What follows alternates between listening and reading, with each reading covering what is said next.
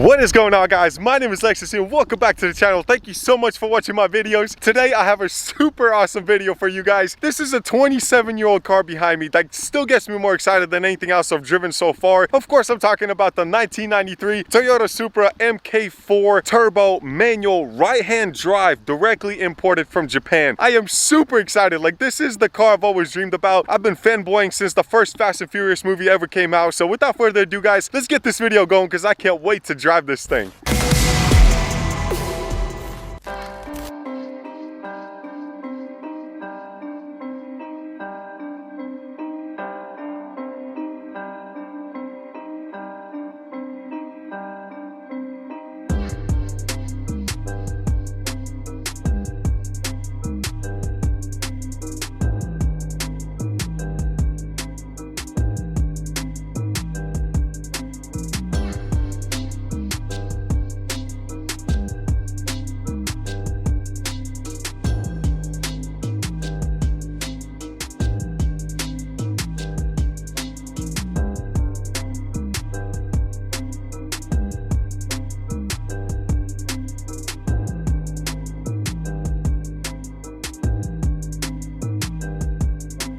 This is the car I've always dreamed about. I've always wanted to own one. I've always wanted to drive one. And not only that, but this is a right-hand drive, which is super rare because it came directly from Japan. It wasn't made in the US. Special thanks to my buddy Lee for letting me drive this thing. We're actually trading keys for the RX-7. He's enjoying that car, but I'm so happy he said yes for me to be able to drive my dream car, guys. I have drooled over these cars every single time I see one on the road, which is super rare. Like, you don't even see these as much as you see the GTRs anymore because, well, they don't make them. They haven't made them for over 20 years now, but there's so much to go over, guys. Like, look at the freaking flow of this car, man. Look at the looks of it. Like, it has not faded out at all. This isn't like a squarish, boxy looking car. This is what made it pop so much in 93 to 97 when they made them, because it was just the looks of it, the flow of the car. Just, it competed with the RX-7s back then, but God, dude, this wing always freaking grabbed it for me. Like, this made the look of this car, I swear to you, man, I can't get over it. I can't believe I've been driving this thing. Look at that Supra badge, guys. I'm fanboying like crazy. At least I'm by myself so nobody can see me go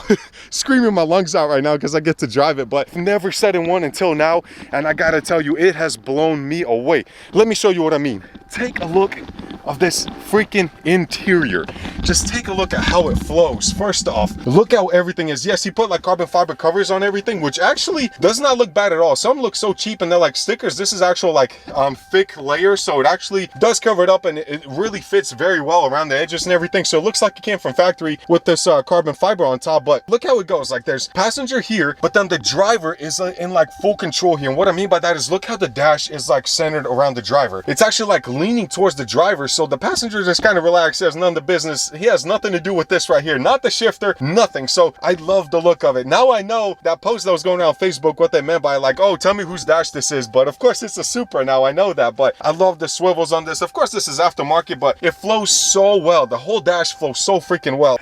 I can't get over this car, man. I am sitting in this car. I'm going to be driving this car. It's a manual. Always dreamed about the manual. First off, it's so weird to shift gears because, well, if you look at it, like, you know, you would think, well, maybe the gears are going to be swapped as well, but no. First is still all the way to the left, second, third, fourth, fifth, and then the reverse is down, right, and then you got to flip this up, of course, and then towards you. So it's just so weird being able to shift with your left hand, because I've been trying to grab with my right the whole time to shift, and there's nothing there. So it throws you off. But there's so much I want to talk to you guys about. And why am I so happy or so excited to do a 27-year-old car, guys? Because this is the car that started it all for me, guys. Like, this is the reason I'm buying fast cars, and I always want to go fast, and I'm racing all the time, because this was in the Fast and Furious, the first movie. And just like for everybody else, man, this is what set it off. Either you love muscle cars like Don, or you went with Paul Walker and his Supra, his 10-second Supra, which that car wasn't, but doesn't matter. It's the Supra. That's all that matters. But guys, there's so much to go over. So I want to show you what's under the hood as well, which is of course the main reason and the biggest reason why people go crazy over this car. So let's pop the hood real quick. There it is, boys and girls. This is the 2JZ GTE twin turbo motor, the 3.0 liter, the very well known, the most glorious motor you ever could get in the 1990s, man. This thing is legitimately bulletproof. Transmission, not so much. It all depended on you, but the manual was still better than the auto from what I understand. But look at this. This is so clean. He literally had this imported from Japan. He bought it from a guy that imported it and got an insane price on this thing. I know the shadow's kind of playing games on you guys, sorry, but I really can hope you can admire as much as I can. This is an unbelievable setup. I love it. So today we're going to be talking about a few things. First off, there's two reasons why this car is just still worth so much money these days. One is because of, well, the movies and things like that, which we're going to go over, and two is because of the whole drivetrain setup and what makes it so freaking reliable. But let's actually swap that and start with the drivetrain and go over that, because that's something we can look at right now while we got the hood open before we start driving. So a lot of people know what a 2JZ is, but a lot of people don't know that there's a 2JZ GE and the GTE. GTE, of course, means turbo. So when I was in my senior year of high school, you know, you got to do the graduation project, right? So at that time, I owned the 03 Lexus Is300, which for me was the first fast car that I had. I mean, this was 10 years ago. 300 horsepower is fast.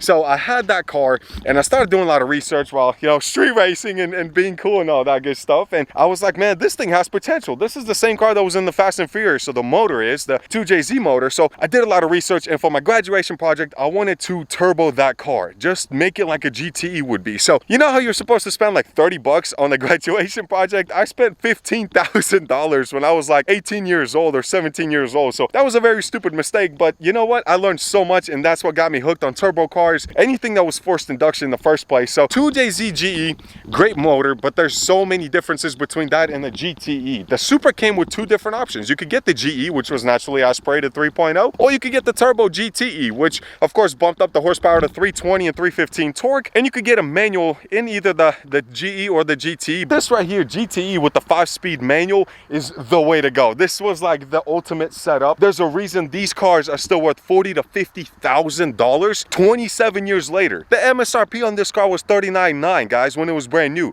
So you're paying $20,000 more 30 years later for this car because of the setup, because of the block, because of the transmission. Okay, so what is the difference between the 2JZ GE motor and the GTE motor that you can get in the Supras? GE came in the Supras as well, but I mean, that was kind of like the same thing as the IS300 that I had. So it was the same motor there. Quite a bit of differences when it comes to the block itself. First off, the blocks were the same. It's the cast iron block, so super heavy but super reliable, especially for an inline 6 motor.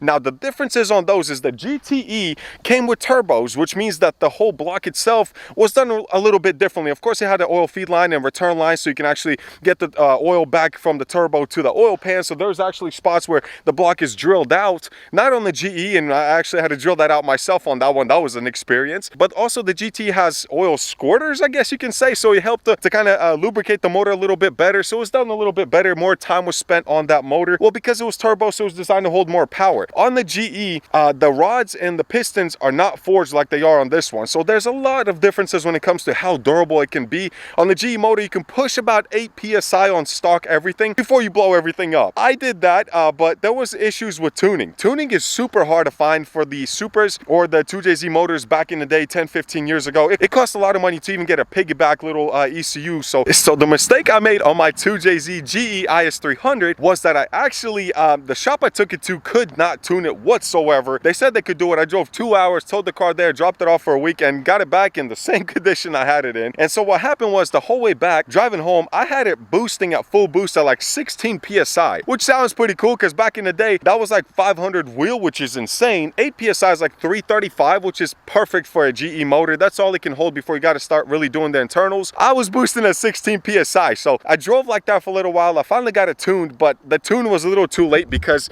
by the time I realized I was literally out of power is when I lost compression in 2 of the pistons. So I was driving on a 4-cylinder motor. Now you will not have that issue on the GTE motor because it's done right. You would have to upgrade the head gaskets. I think it's like a multi-layer steel is the best way to go. I think the GT came with it, GE didn't. So it just made this thing super reliable. And if you were to do a turbo upgrade, like to run the turbos on the 2JZ motors, the turbo is on the right side and then the intake is on the left, of course. So running the piping as well, they actually have spots here to run it through for the intercooler and all that good stuff. On the GE didn't, so the battery is actually located over there, and we had to drill holes through here to run the intercooler piping. So there's a lot of fabrication that was done. This is like the ultimate setup. On the GEs, the intake runs all the way across the motor, which was a pain because you had to do a lot of spark plugs. If you wanted to do that, you had to take the intake off. And to turbo the car, you had to run it differently, so you pretty much had to fabricated intake like this to run it through. So this was done a lot better. It was fabricated a lot better from factory, and it was done right. And I know that these cars or these GTE motors can hold like 500 wheel horsepower, no problem whatsoever. So props to Toyota for doing that. I mean, this is like 27 years ago, 1993, and this car could do what it could. I mean, it was a bulletproof motor back then. It's still a bulletproof motor now, but of course there's newer things that came out, newer motors that came out that can do the same as this, but with a lot more horsepower pushing out. So, but for back in the day, this thing was the king of the streets for at least, I would say, 15 to 20 years since they were coming out new, and it still kind of rings this way. I mean, you still see some of these go, I mean, super low quarter-mile time. So it's an awesome car. It's a rear-wheel drive car that could do wonders, and it's unbelievable. Now, the other part of this build, of course, is the transmission itself. So the W58 transmission back in the day for this car was perfect. It put out enough power that that transmission can last and hold it and drive good every single day for a daily. But now there's been newer, of course, transmissions that came out in the last 10-15 years, like the R154 or the T56, which I'm not sure what cars those are off of, but they're bulletproof and you can really push them to like 1,000 horsepower if I'm not wrong on that. But without further ado, guys, I've talked so much statistics because this is the car I learned on. This is the car that got me hyped up about racing and about horsepower and things like that. But without further ado, guys, let's hop in and talk about the other reason why people love these cars so much. All right, guys, we are in the car. We're about to drive it. I'm on the right side of the car, which is super freaking weird. It's hard to explain the situation because, like, I gotta shift with my left hand. My left hand, that's never shifted before, so that's gonna be a really cool experience. But first off, I gotta give it some revs, man. This is gonna bring back so many memories.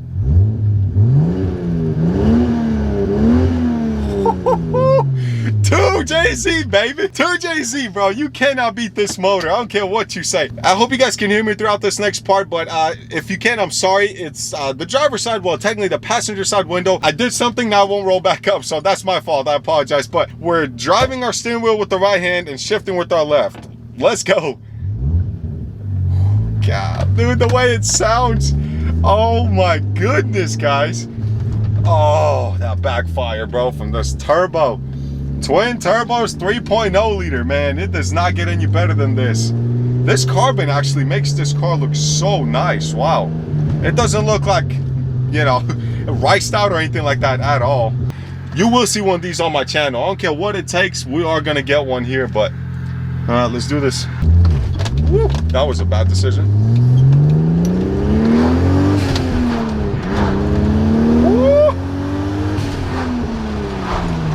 This is so much fun. I accidentally cut that lady off.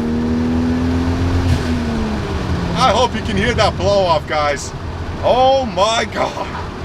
Dude, this is so amazing. Woo, calm down, bro. All right, listen to this.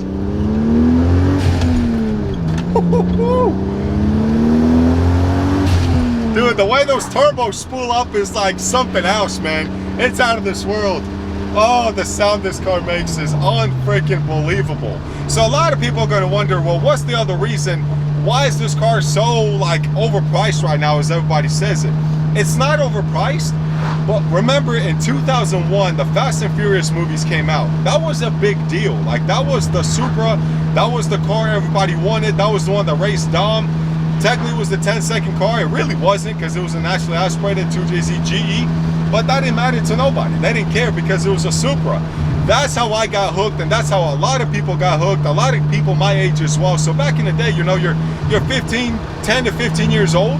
So now 20, 25, 30 years later, you're, you know, 30s and 40s, and you can actually afford one of these cars. So now you're in the market to bring back those memories, bring back that movie that you watched multiple times, to rewatch that race, man. That's all it is. Like, it's just an amazing car that was done right. It had the looks, it had the spoiler. I can see the spoiler from here.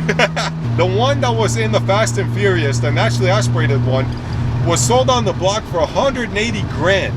$180,000 just because it was in the movie, and of course because it was a Supra. Now what the crap are you doing, man? South Carolina people, what? Come on, drive the speed limit at least. Golly. That was another one that was sold as well on the block. It was a new one. It had, like, I think it was a 95, 96 with 7,000 miles on it, and it sold for $120,000. Believe it or not, the less you touch these cars, the more they're worth it. That's how people see it. Same with the GTRs for some reason. Like, they don't want you to mod them at all. Go, go, go. Dude, I swear. This is amazing, guys. If you love what you're seeing, drop a like, man. Just smash that like button. Drop a comment. What do you think of the Supras, man? Like MK4 Supras.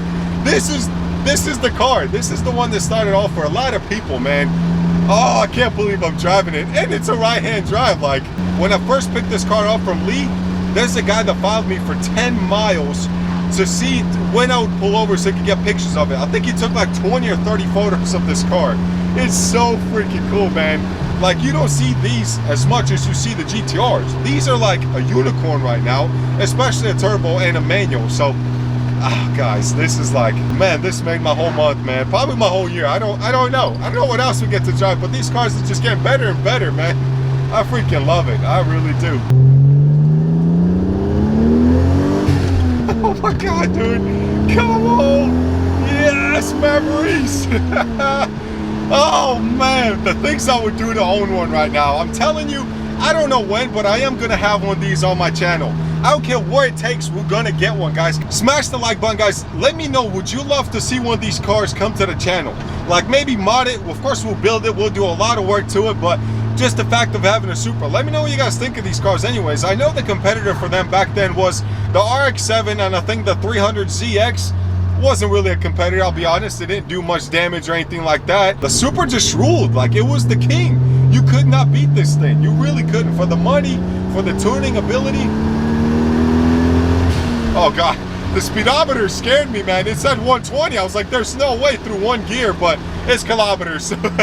So we're good. We're good. We're not doing anything too crazy or too rash. And just like that, ladies and gents, one of the things on my bucket list has been accomplished, man. I could check it off. Literally, to drive an MK4 Supra has been one of my dreams, man. I've always seen them like once in a while. I mean, they're such unicorns, but to finally see one, drive one, touch one, hear one, just freaking smell one, I don't know, man. This is unbelievable, guys. This is like, I'm fanboying like a mother right now, and it's okay. It's okay. I mean, everybody has their dream cars. Comment down below, what is your dream car? Like, it doesn't have to be a brand new car. It could be anything, man. But like, legitimately, what would you love to be able to drive? Like, what do you enjoy? What's the dream car that you've always wanted to drive? And comment down below, would you love to see one of these Supras, maybe turbo, of course, come to the channel permanently and get modded and raced and things like that? I don't know. I would love to. Prices are incredible right now on them for a good reason. They're gonna stay that way. I don't think they'll ever drop super low, especially on the turbos. The autos, yeah, like auto GEs, I mean, they're dropping probably 20s, 30s from what I've seen, but a turbo manual, that's such a unicorn, guys. I'm so happy right now. Like, this has been the best day of my life so far. I can't say that. My wife's gonna kill me, but this has been one of the best days I've ever had. It looks like Lee's back as well, so he's enjoyed the RX-7. We enjoyed the Supra, guys. Thank you so much for sticking around.